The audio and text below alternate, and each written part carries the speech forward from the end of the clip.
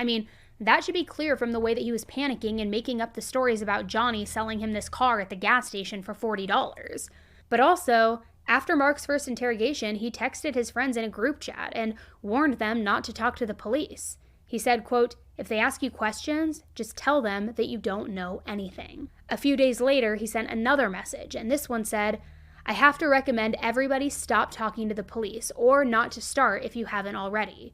You all have a right to silence, and you should exercise that right." Then he told his friends that the police were making things up and that they were lying about Johnny's disappearance, all to make him look guilty, saying, quote, "I'm sure no one in this group carries guilt, so you have nothing to fear, but I've been screwed around with and I don't appreciate it. So it's time to stop this and make them do their jobs. Sometimes what we see on TV is in fact a true representation of how they work. Sometimes they lie and make things up in order to make you say things they otherwise would not, just so that they can have an answer for the media. I'm serious. The time for dry, sarcastic humor and flaky jokes is over. This is no prank." Now, everything that I've covered so far, guys, is just what the police found during their initial search. When the forensic test results came back for the knife in Mark's car, it was positive for Johnny's blood. Plus, the blood found in the trunk of Mark's car also matched Johnny's. And they also discovered that that stuff in that burnt barrel, it was from Mark trying to burn Johnny's body.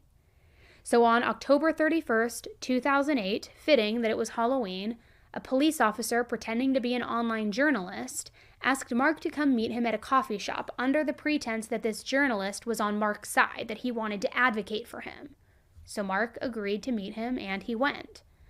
Then, when Mark was on his way, a team of police officers pulled him over and arrested him. And get this, I gotta say, this is rich, but Mark actually peed his pants. He was so scared, which normally I wouldn't shame somebody for that, but for somebody who thinks he's like this tough, brooding serial killer, and then he just like pissed his pants when the police arrested him, love to see it. Pretty rich. So he was charged with first-degree murder. Now, the one piece that was still missing in all of this was that the police still hadn't found Johnny's body. They had searched sewer after sewer, but they hadn't found anything. And at one point, they even drove around with Mark in the back seat, yelling at him to tell them where the body was. But Mark stayed quiet the entire time. He also stayed silent when the detectives came to visit him in jail in June of 2009.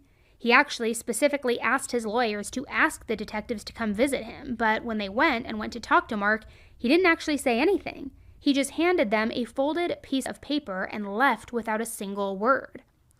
The piece of paper was a printout from Google Maps, and it had very detailed instructions to a sewer grate where Johnny's body had been dumped.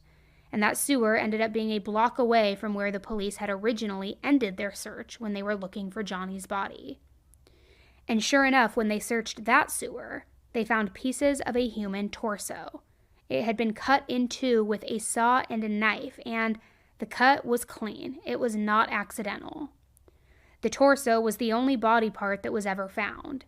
DNA testing showed that it did belong to Johnny, but his legs, arms, and his skull were never found.